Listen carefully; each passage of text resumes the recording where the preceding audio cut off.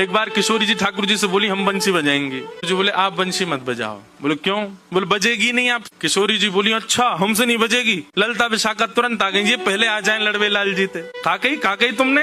बोले मैं यूं कह रहा हूँ कि हमारी श्यामाजू बंसी ना बजा पाएंगी। अच्छा हमारी लाडली जू जब चले ना तो उनके पामन की नूपुर उनकी ध्वनि पे राग रागनी वारे वारे जामे, और तुम यूं कह रहे हो हमारी लाडली जी बंसी ना बजा पाएंगी।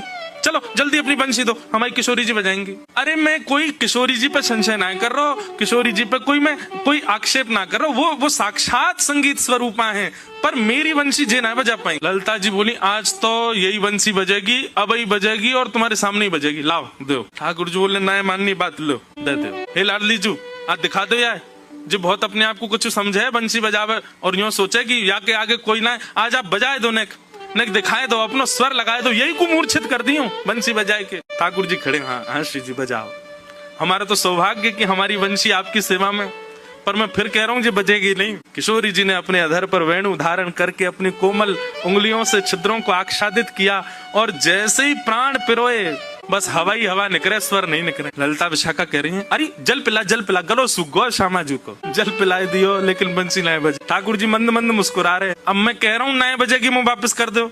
अरे श्यामाजू जी बहुत मायावी है, ये अपनी माया ते कछू कर सके, याने जरूर बंसी बांध दी होगी, याने बंसी को टोना टोटका करके बाकी स्वर सबरे अंतर ध्यान कर दिए, नहीं तो हमारी श्यामाजू कोई स्वर को, कोई संगीत के वाद्य को स्पर्श कर दे, अरे स्पर्श मात्र से बजन लगे, ये बंसी क्यों ना बज रही है।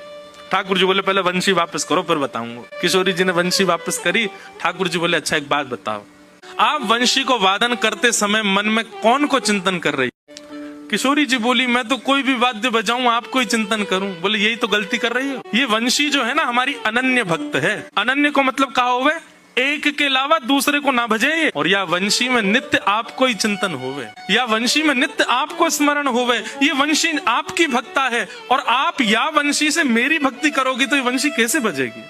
हे श्यामाजू आप नेत्र बंद करके अपनो ही चिंतन करो, मतलब अपने ही स्वरूप को ध्यान करो। जब आप अपनो ध्यान करोगी तब ये वंशी बजेगी, क्योंकि या वंशी में तो नित्य आपको ही गायन की हो जाए। किशोरी जी ने अधर पर वंशी रख के जैसे स्वयं को स्मरण किया, अपने रूप नक, अपने रूप नेत्र आदि को स्मरण किया, अपनो ही स्मरण करके जैसे ही वंशी अधर पर धरी, बिना फूंक के वंशी बजन लगी। किशोरी जी के नेत्र सजल है गए। आपकी या अनन्य प्रेम पे ही तो मेरा मन करे कि मैं वारी वारी जाऊं।